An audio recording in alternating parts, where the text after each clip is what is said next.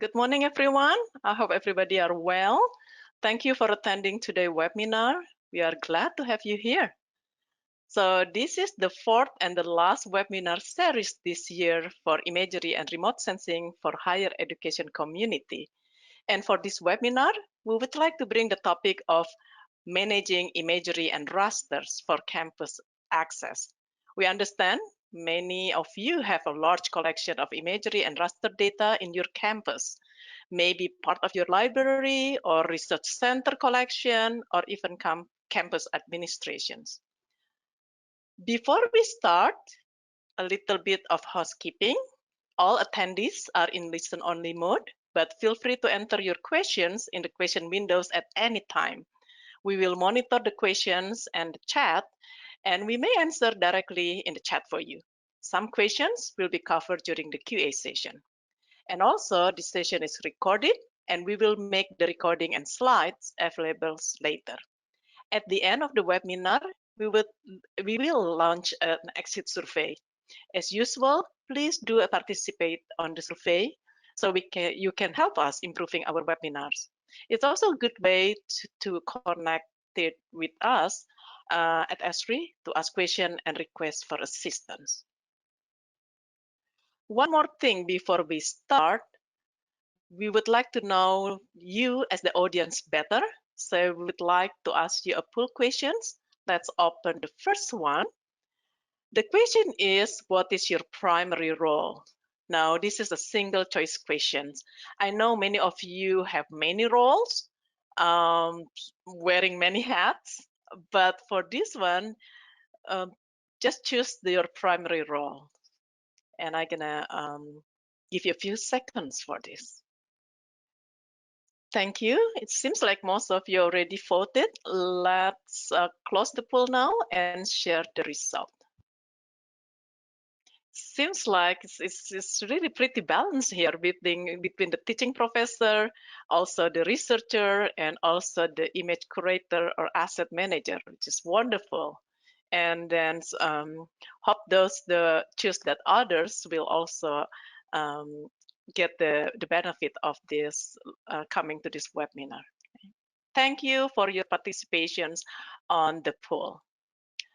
So now I would like to introduce the presenter. I'm gonna start with myself. My name is Kanserina Kurnia. I'm a senior solution engineer with education team. I will be mostly moderating the session and share the resources at the end. But the main presenters for this webinar is Peter Becker, Group Product Manager Imagery Team, and Shay Shelby, our Senior Product Manager from Imagery Team as well. And for the agenda, Peter will take us first to the journey of starting with imagery in ArcGIS, type of imagery, and also image management methods and deployment options. Then Shay will introduce one of the newest deployment option, which is the SaaS product that we have, and it's called ArcGIS Image for ArcGIS Online. Then Peter will be back to talk more about managing imagery in ArcGIS Pro. We will then close the webinar with QA session and resources. We have a lot to cover, so without further ado, let me stop sharing and let Peter to take over. Peter, time is yours. And I think you're still muted. Nope, that's fine. Okay, thank you.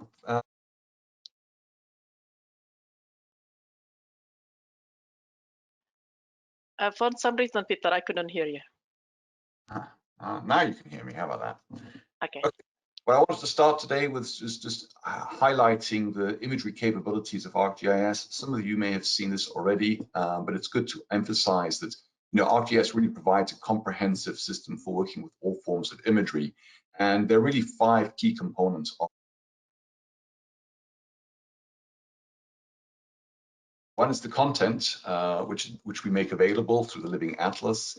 The other one, which we're going to be focusing today, is really about the management of how do you actually manage all the imagery that you may have.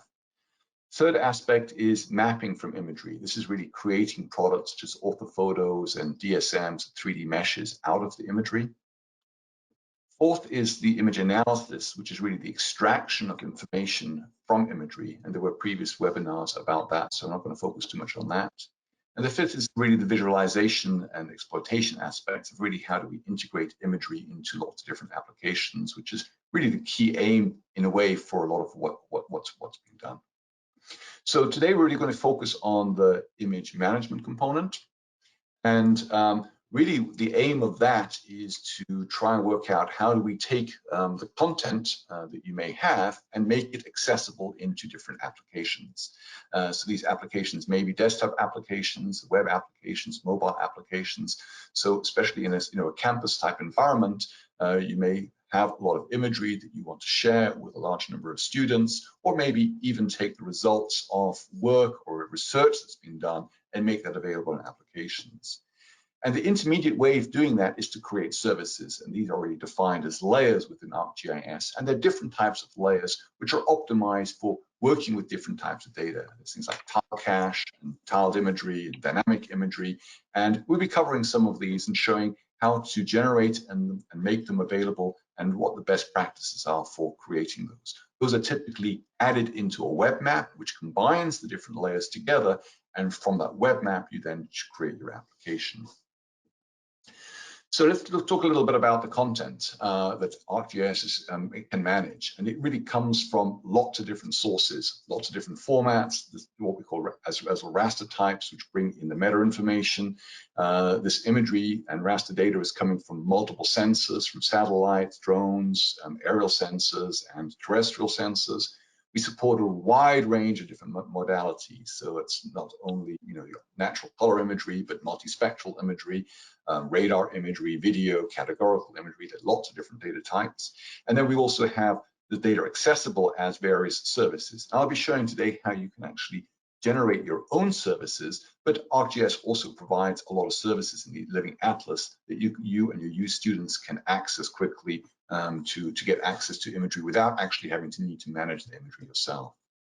When we talk about imagery and raster data, we're talking about lots of different types of data, not only orthomosaics, which may come from different sensors, but single satellite scenes, images from drones and aerial cameras. It may be scanned imagery, scanned maps, elevation data, point clouds, categorical results, multidimensional data. As you see, they're all different types of imagery that is required very often to be managed and made accessible. And the good thing is ArcGIS really provides tools to work with, to generate, and to share all this type of data. From a serving perspective, we basically have different ways of managing imagery. And the first one I'm going to refer to is curator managed. And that's really where you or a small number of people within an organization may collect together all the imagery within the organization, manage it, and then want to share that to a broader audience. And typically that's done within Arcgis Pro, which provides all those image management tools. And very often, in many cases, the real aim is to just create a rendering of the data and then share that as a tile package to ArcGIS Online. And I'll show you how that can be done. It's a very good way of just sharing simple base maps to large numbers of users. Then there's the aspect of using Mosaic datasets and using Image Server, which provides a lot more functionality for enabling the imagery to be served not only as tile cache, but also as dynamic imagery, tiled imagery, and then enabling things like analysis, very scalable analytics to be performed on that imagery. The second user method of managing is what we call user managed or hosted. And that's really for users who have imagery on their, let's say, desktop or laptop and want to just upload it into, let's say, ArcGIS Online. In that case, again, they can create those tile packages and share those easily with ArcGIS Online. Alternatively, they can take the data and host it into ArcGIS Image Server. What we added in the middle of this year was ArcGIS Image for ArcGIS Online, and that extended this image server concept to ArcGIS Online. So now users can log into ArcGIS Online and then upload your imagery to ArcGIS Online and have it served not only as tile cache, but as these dynamic imagery and tiled imagery. And the fourth pattern that we have is ArcGIS Image Dedicated. This is really for organizations or universities that have very large collections of data that they've already put into cloud storage, or really want to exploit the data sets, such as the public data sets that are already in cloud storage, and need to quickly spin up compute next to that storage, perform analysis or serve the data, and then bring that back down. And that's really a sort of like a more of a managed services where Esri actually manages the servers instead of you having to actually set up your own servers to do that.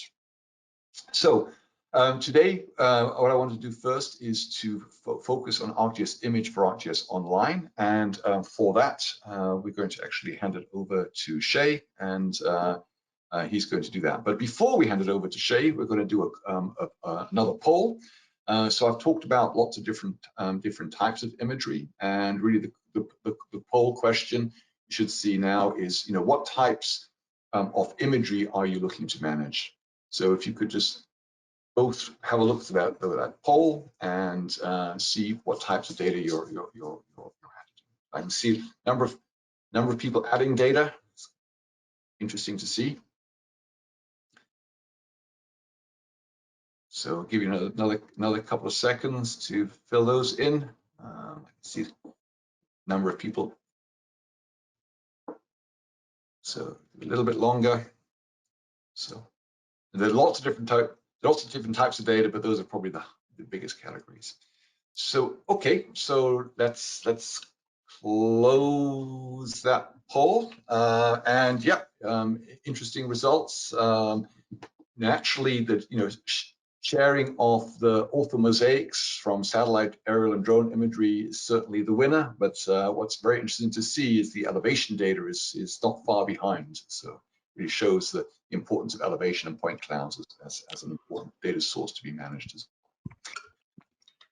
well. Okay, so let's go on. I'm going to hand you over to Shay, and he'll talk about ArcGIS Image for ArcGIS Online. Awesome. Thank you, Peter. Let's see here.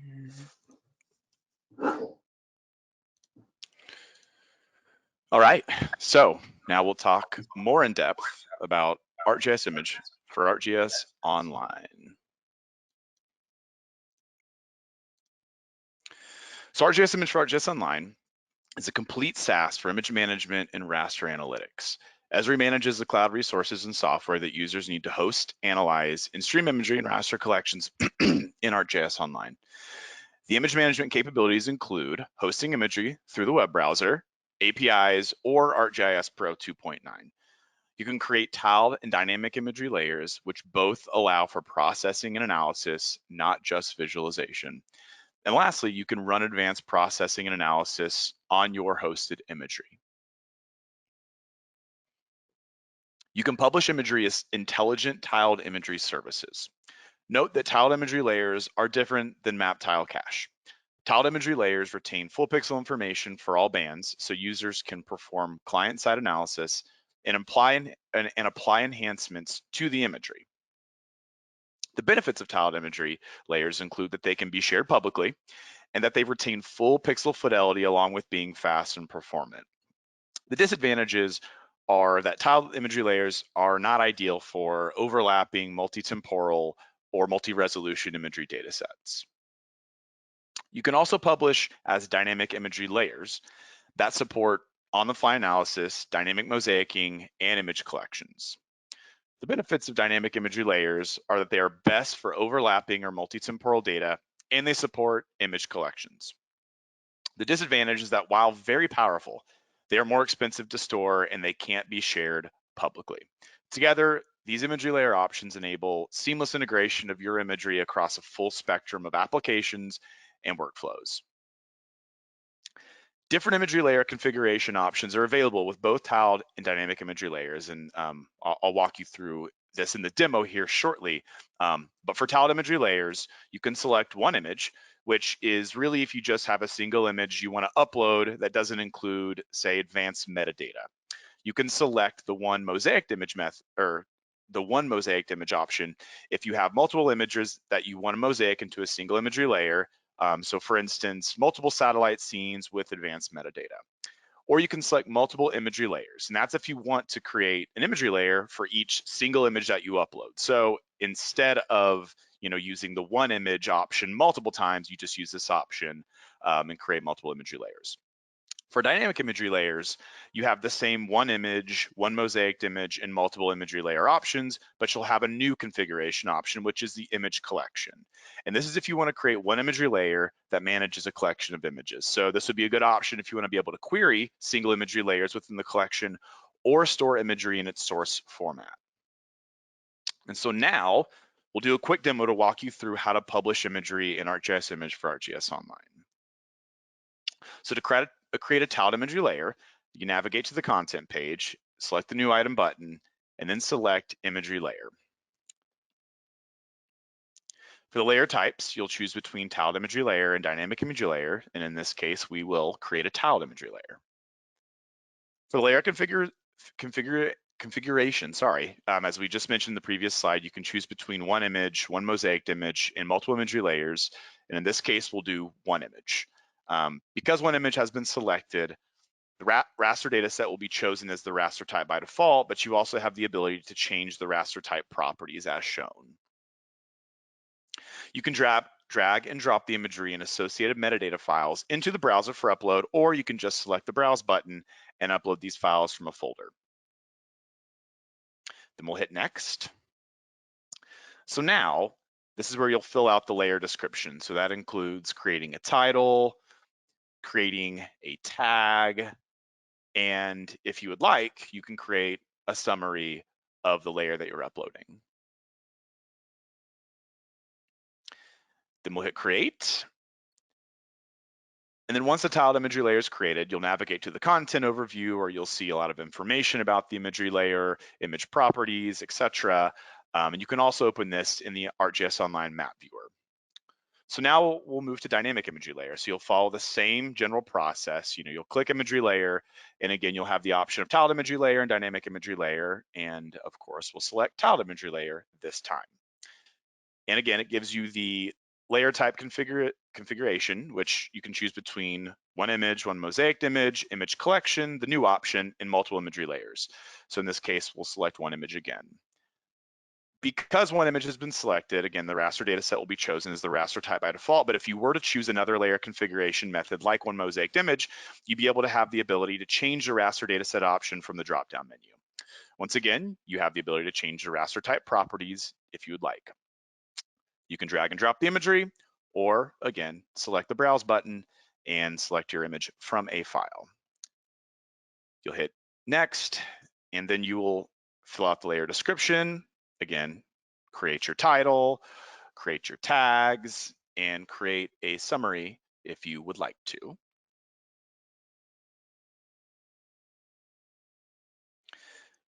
So once the dynamic imagery layer is created, we'll once again navigate to the content page, and you can see all the information, properties, and then we can open this inside the map viewer.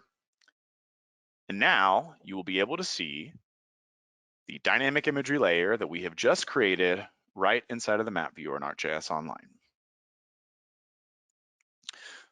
So with ArcGIS Image for ArcGIS Online, you can also analyze imagery at scale using powerful interpretation and raster analytics workflows in the cloud. This can help you to gain situational understanding, to extract insights, and support decision making. All these imagery layers can be used for further investigation and shared through custom web apps, dashboards and reports, and story maps. All of this is powered by our elastic and resilient ArcGIS Online cloud environment. So you can conduct all this image processing without needing to actually acquire or manage the infrastructure yourselves. You can apply analytics through an intuitive web experience, including finding spatial patterns using imagery and raster analysis tools. ArcGIS Image for ArcGIS Online empowers users to build and apply raster functions visually, transforming raw imagery into new information products. With over 150 different system-level functions, you can chain together custom workflows that can be saved as raster function templates, then can be reused, shared, and evolved with your team. And the raster function templates can be created and modified using an interface, and all this is happening inside your web browser, all inside of ArcGIS Online. ArcGIS Image for ArcGIS Online also has been designed to leverage GeoAI deep learning models to automatically extract features from imagery. Through the ArcGIS Living Atlas, you can access a growing list of ready-to-use deep learning packages that can detect and classify objects like buildings, roads, swimming pools, and solar panels, and that's just to name a few. You can simply select the GeoAI model for your features that you want to extract, and behind the scenes, we'll spin up multiple GPU processors to efficiently handle the loads associated with these deep learning tasks. And so now we'll go into an analysis demo. And in this analysis demo, we'll be using a 4-band 20 centimeter dynamic imagery layer that we uploaded in the previous demo. And this will be out, and we'll do this to show you some really powerful analysis capabilities for ArcGIS Image for ArcGIS Online. So here's our dynamic imagery layer. We've opened up in the web map viewer. And here, we can really easily and quickly visualize different band combinations of this multispectral imagery data. So in this case, we'll look at the color infrared. And notice how you just hit apply and quickly it shows up. So now we'll navigate to the raster analysis menu. So this contains over 25 ready-to-use tools that can help you, again, summarize, manage, and analyze your raster data. You can predict trends using the multidimensional analysis tools or detect objects using deep learning, which we will come back to in a moment. You also have the ability to create or find a raster function template within your content, as we said, within the web browser. So yeah, it'll either be in your content or you can look inside your organization to see if there are any raster function templates that you can use. So now we'll go back to deep learning. Now we're going to detect objects using deep learning. So as you can see here, we're using our dynamic imagery layer as before as our input layer, and we can choose a deep learning model from ArcGIS Online. So in this case, we can look through all the different models as we said, but we're going to go ahead and select the building footprint extraction model. So then we can go in and name our layer. And you can also choose to constrain the output to the current map extent or not. We can also see how many credits would be consumed before running the analysis. So this will help your organization to control your cost by seeing the actual credits that you need to run the deep learning analysis.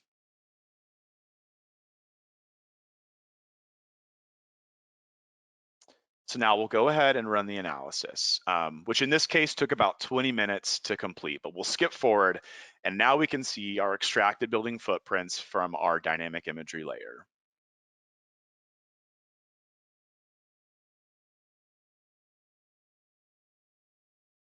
So how do you get started with ArcGIS Image for ArcGIS Online? Well, fortunately, it's a SaaS offering, so there's nothing to set up or install. All you need is a license for the ArcGIS Image capabilities for your users in your organization, and then you log in. Accessing ArcGIS Image for ArcGIS Online starts with a creator user type, which gives users the power to create and publish services in ArcGIS Online. So creators can then add the user type extension, which your organization admin will need to assign. The extension enables publishing and managing imagery layers in ArcGIS Online and the ability to perform the image analysis. Your organization, again, will need to grant that permission, or your admin will need to grant that permission. Then ArcGIS Online credits are consumed for services like storage, dynamic imagery hosting, and imagery analysis capabilities, as we saw with the credit calculator. We've also published a set of resources to help extend ArcGIS Image for ArcGIS Online knowledge. This includes a get-to-know guide that walks you through the key concepts and capabilities, as well as an implementation guide that provides a closer look at the steps and best practices involved. And with that, I will turn it back over to Peter.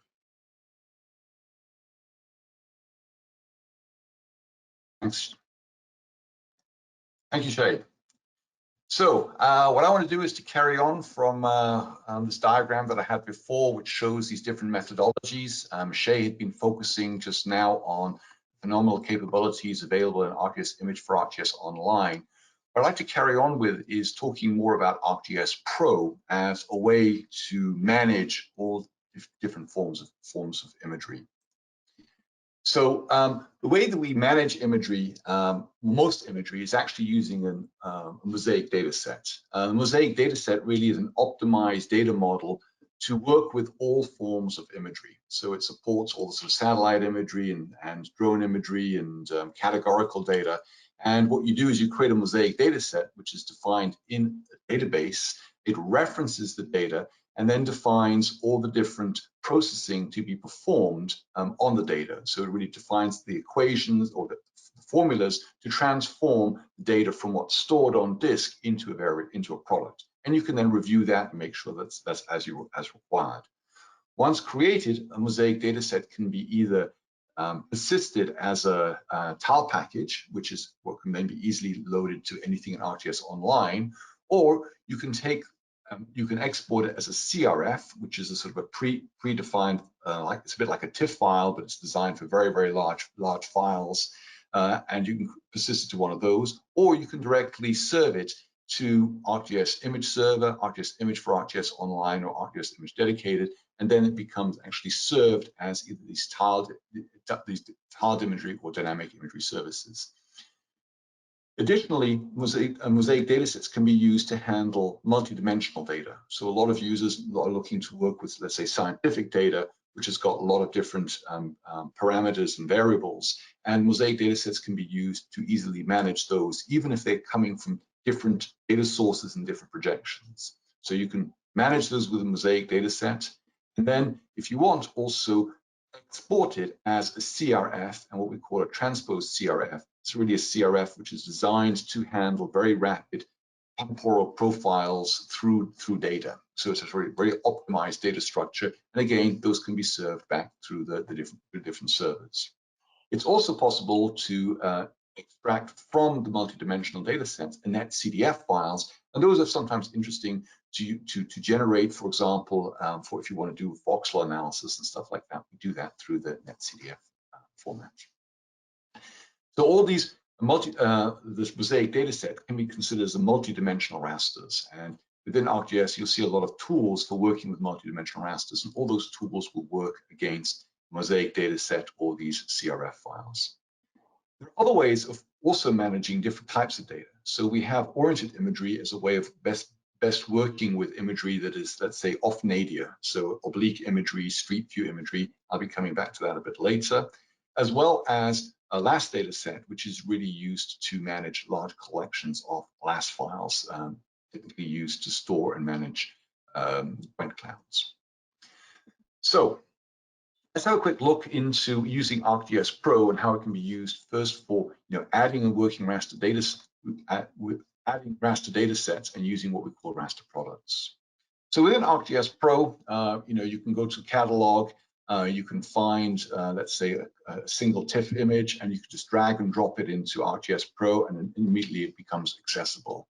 This is a multi-spectral data, and therefore has different bands. And we can, for example, have a look at, let's say, the shortwave infrared band or the near infrared band, creating essentially a false color composite. So that's just very simple working with imagery. Now, the other thing you might want to do is to get access to large collections of that imagery, and one way to do it is to go to the Living Atlas and take, for example, Landsat data. So here we just drag the Landsat service of the world into Pro, and you have access to literally petabytes of Landsat data that are just immediately accessible because Esri has already managed that and made it accessible as services. But let's go to the idea that you actually have a set of Landsat images. These are Landsat level 1 data sets, and you can see there are a number of different TIFF files there. There's also an MTL file which defines meta information, and if you click on that, you can actually see the different products that can be created. And you can literally just drag and drop one of those products into ArcGIS, and it'll, from those multiple files, combine them together, in this case, to create a multidimensional, multispectral image.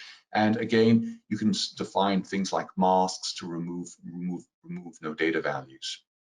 There are other functions, for example, products, for example, pan sharpening. So you can just drag in the pan sharpen product in, it'll actually automatically set up all the function chains to do that. And if you zoom in, for example, here you can see the pan sharpen product. And here you can see the unpanned sharpened product. So the system was automatically set up those function chains, and you can go and have a look at those, edit those function chains. So here is this function chain editor, and you can see graphically how the system is combining all these different layers and images to create the pan sharpened product. So that's sort of just, you know, just showing you how you can actually use imagery very easily within ArcGIS. Just drag and drop the data, and it'll automatically set up these different process chains. So once you've done that, I'd mentioned before that you may want to generate tile cache as a simple way of serving that product as a simple visual product initially to users in ArcGIS Online. So I'll quickly go through how that's done.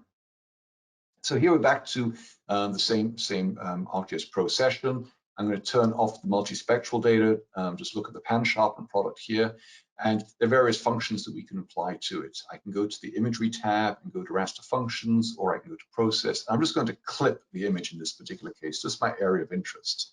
So that's simply clicking on that will actually clip it to that extent.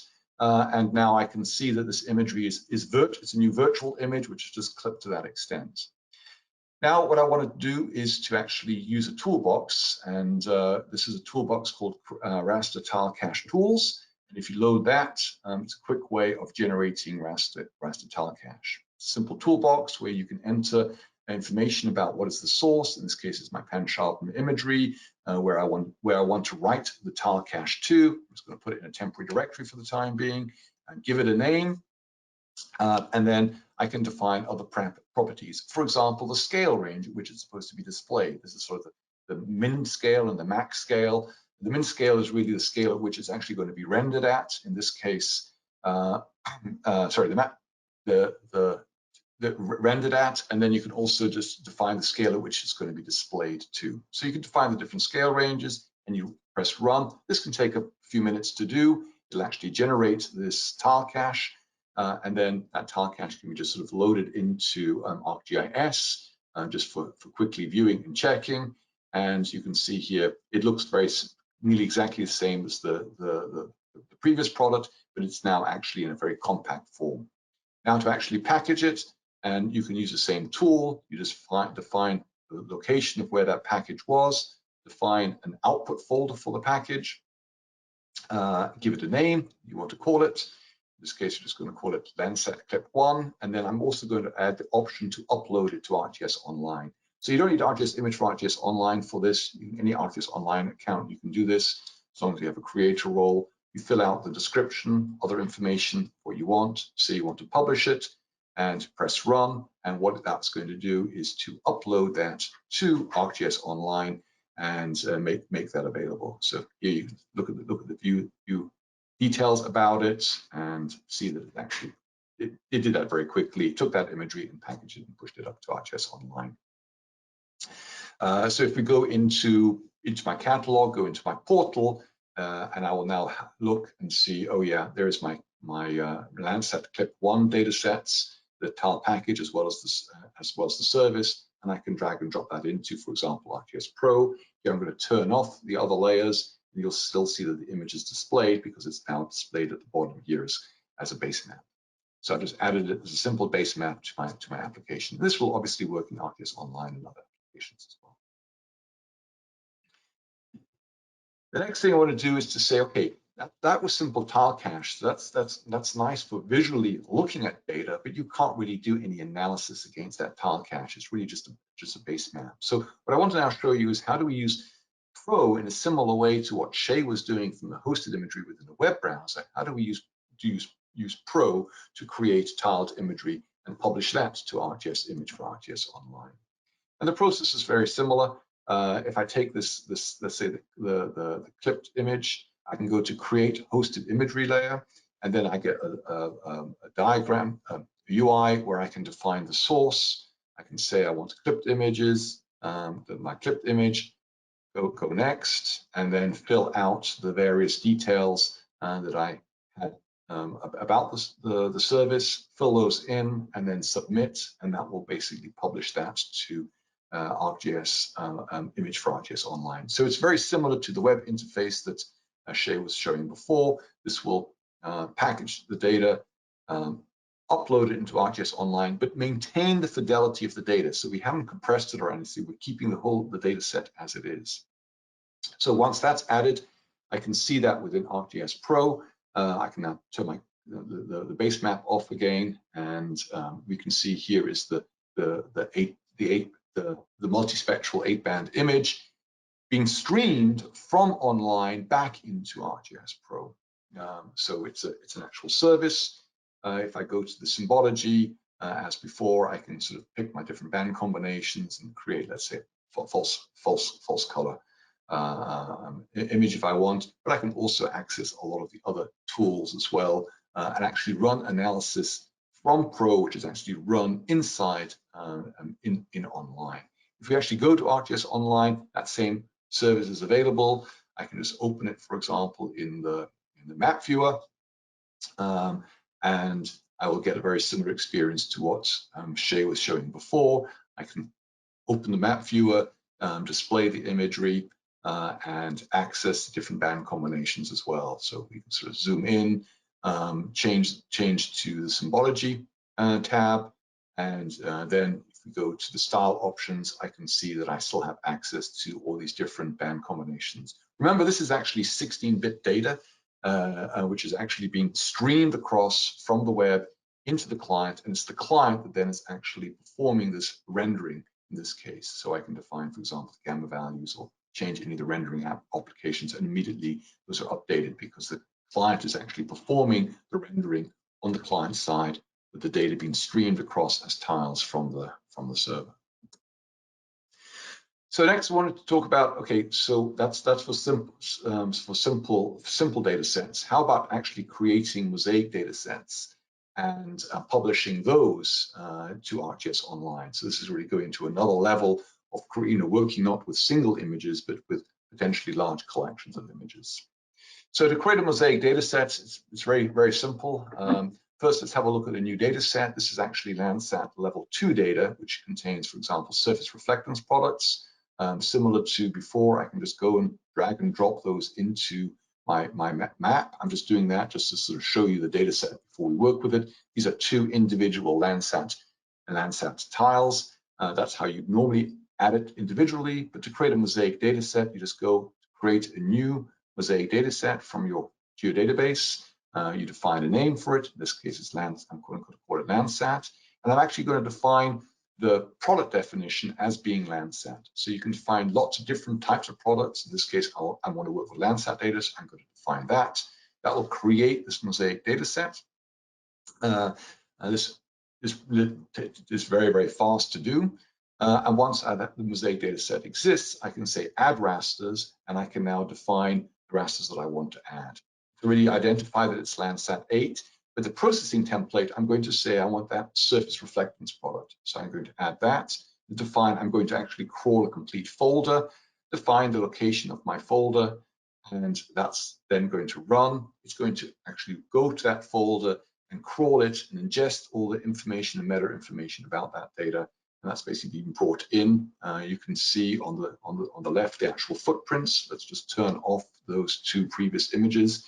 And you can see it's a Mosaic data set with 2 images, and the footprint at the moment is purely the extent of the image. Now, I'm going to change things. Let's say I just want to change the symbology. Remember, this is originally 16-bit data. So we can change the property of it, but I might also want to change other enhancements. For example, I want to change the footprint. This is the extent. I want to actually represent only the data values. There's a simple tool called Build Footprints. You can run that, and that will identify the real extent of the imagery and change that. Again, let's go back and change the symbology, make it a bit easier to see. So now that we have the data, we can again look at, as before, just change the band combination just to show that this still is a multispectral image. It's not some rendered version. It really is the source data. So now to actually, I can also change other properties. For example, processing templates. There are a whole lot of tools. I'll come back to a bit later about all the different tools that work on Mosaic data sets, but you can do all sorts of processing. To push it to ArcGIS Online, you just go create hosted imagery, select the dynamic imagery, create Mosaic data set, then select that Mosaic data set that I created. So in this case, it was the Landsat California data set. Click OK. And what that's going to now do when I run, it's actually going to package all the data. So once I've entered some information about it, it's actually going to take all those data sets, which are on my local machine at the moment, package them up and copy them into ArcGIS Online, all the source data, and then set up that Mosaic data set to be served as a service in ArcGIS Online. So that's the process. It takes, in this case, about 1.2 gigabytes of data that I identified and uploaded. Might take a little bit of time depending on what computer you're using. So obviously you're moving quite a lot of data into the cloud. So there's that service. Again, it's just, the default rendering is just the 16-bit data. And as before, I can go back to my appearances and change, for example, standard deviation to change the rendering of the data. If we go to ArcGIS Online, I can again open that in a map viewer. So this is now a dynamic image service. I'm just going to open this case in classic map viewer and get access to the data. As you zoom in, you'll basically see the data. Let the map draw quickly.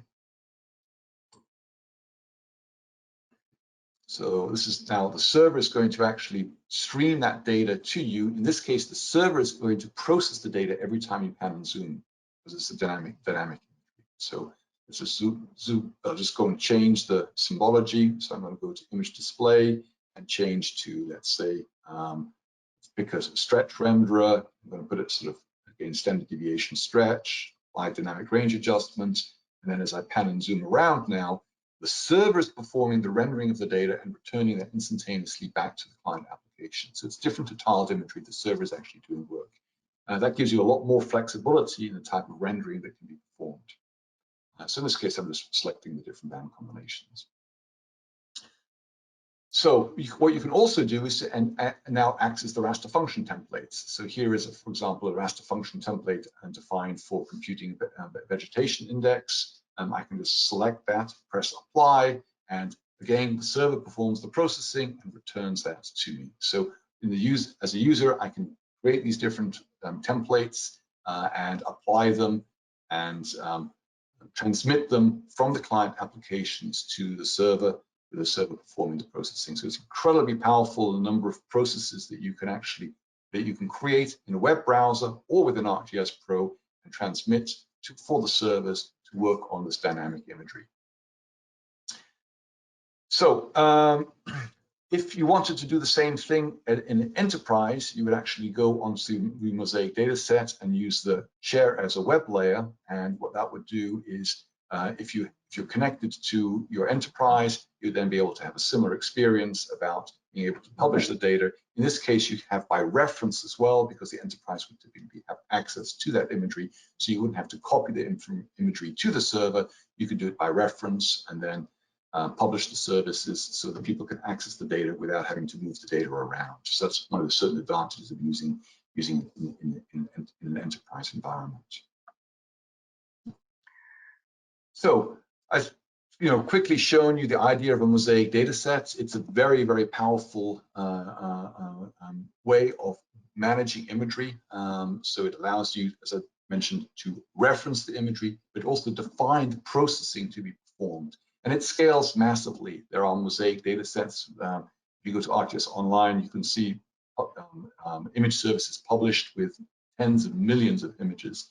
For example, the Sentinel-2 collections are all served using Mosaic data sets that we create and then publish as image services. And you can do the same thing on large collections of data. So you add the data using these raster types, which bring in, imports the metadata. It automatically defines the processing to be performed. This includes the radiometric processing, things like top of atmosphere corrections, but it can also do lots of geometric corrections as well. So realize that you can take, let's say, raw satellite imagery, which has not been rectified, and the Mosaic data sets.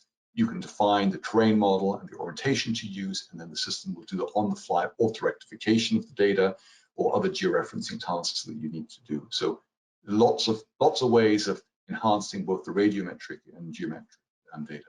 I'd mentioned before that it can handle multi-dimensional data, and that also includes what's sometimes referred to as data cubes or image cubes. So you can take collections of, let's say, Landsat data or Sentinel data or spot data and create these data cubes, which are actually virtual at that point in time. You're defining how to transform them into different products. The data may be coming from different projections, have different pixel sizes, that's all okay.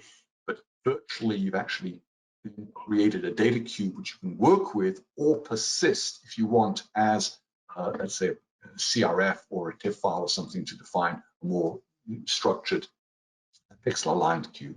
So Mosaic data sets can be used to handle all forms of these image cubes. You can refine the processing, so at any point in time you can change the footprints, form things like color correction, generate seam lines. You'll see there are, on the right, there's a whole range of tools which are available for working with the data. What's powerful about it is these functions that are then defined can be defined also by the clients. So you can define processing functions which are just listed for the users to select what they want, or a user can actually define their own processing functions and transmit them to the server and have the server perform it once you've published them as an image service. I'd mentioned before, persisting the data, you can persist it into a wide range of formats. So at any point in time, if you want to export it as the data as a TIFF file or a cloud optimized GeoTIFF or a net CDF file, you can basically, all the tools are there for exporting the data into different formats if you require.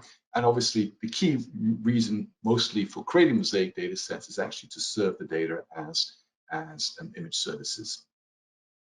So Mosaic data sets, very, very powerful way of managing all this type of data. Wanted to quickly cover also ArcGIS Image Dedicated, going back to this diagram which shows these different methodologies. It's really another option for serving data.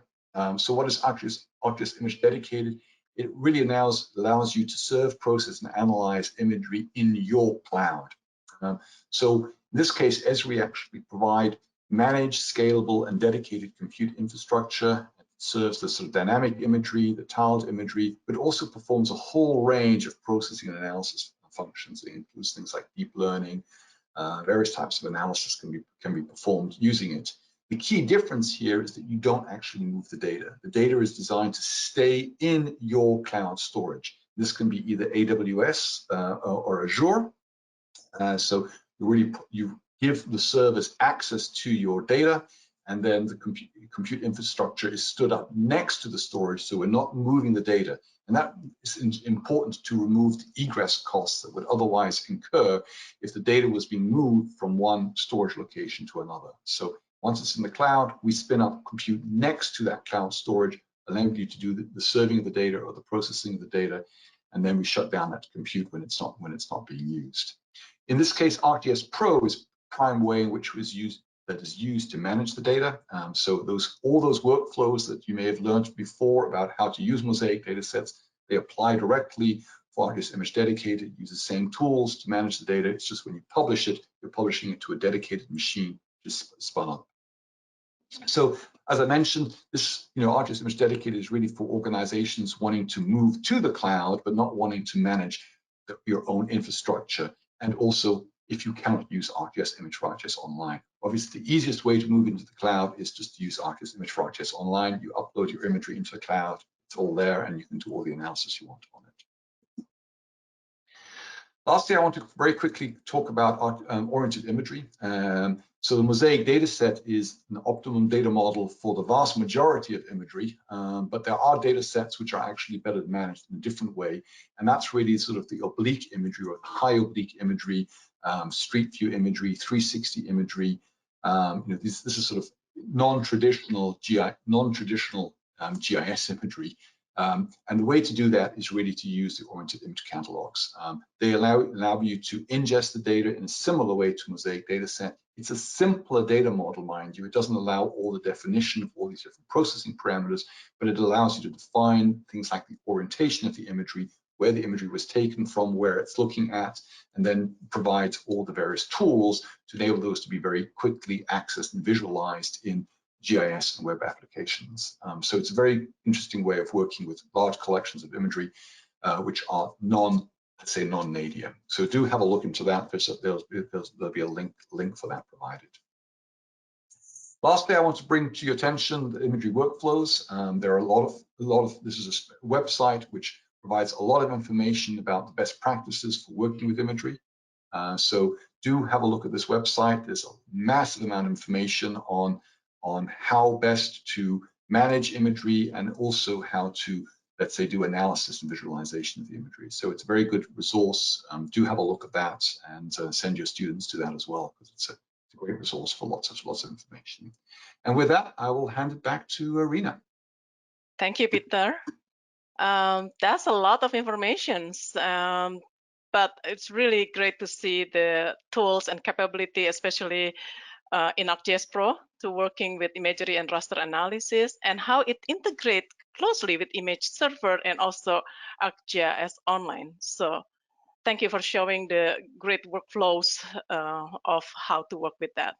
Now we approaching the QA session, but before that, I would like to launch another poll question. You learned that options for image management. We just wondering which one of the 4 options is the most likely to suit your needs. Maybe it's more than one, but what is the most likely that you're gonna choose for that? Yes, this is probably changes also in the future, but it's nice to see what's people like leaning to which of the option. All right. Well, we're gonna close that poll now. Thank you so much for your participations. Now, before I go into the main QA sessions, I would like to address a lot of questions. Many of you posted the question on ArcGIS Image for ArcGIS Online that Shay introduced today. Again, this product is a SaaS product. At the moment, ArcGIS Image for ArcGIS Online is not currently included in Esri education program offering yet. So we are still determining how the ArcGIS Image will be offered through the education programs, either included at no cost or available for an additional fee. But we are committed to provide you, the educational institutions, with the broad access to ArcGIS at very affordable cost, while in the same time also balancing the costs to us, so education program at Esri remains sustainable. But however, with that, we are conducting a pilot program for selected members of education community to test the use of ArcGIS Image for ArcGIS Online for your classes, for teaching, for workshop, research, or even campus administration. So the mission or the goal of this pilot program is really to observe the pattern of use, the performance, the credit consumption, and also user experience in order for us to develop the offerings and best practices. So if you are interested, please contact me. I put my email there. This is going to give you 90 days, about 100 licenses for ArcGIS Image for ArcGIS Online. And I think this is a good opportunity. It gives you a chance to explore the features and capabilities. And at the same time, we are so looking forward to get the feedback from you about this product. So help us to make decisions. Okay. And I promise you to bring more information and resources related to ArcGIS Image for ArcGIS Online in next year, 2022. Okay. Before I end as well, this is the resources, but don't worry, I'm gonna send all these resources through email in about 1 week from now, including also the recording for this. Okay. And one of you asking about, yes, the tutorials. This is the resources that you find a lot of learn lessons, a lot of tutorial, and also workflow, and also the webinar recording from our previous topics on that. So watch the email from me for that. And then the QA session. So I address a lot about the ArcGIS Image for ArcGIS Online. Now we're gonna ask a few other questions. I think the first one that I want to ask is to Shay in here.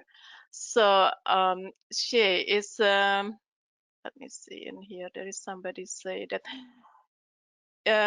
you said that disadvantage of dynamic imagery layer is that they cannot be shared publicly. So can they only be shared within an organization then? Yes, so they cannot be shared out to the general public, but they can be shared within your organization or with other defined ArcGIS Online users.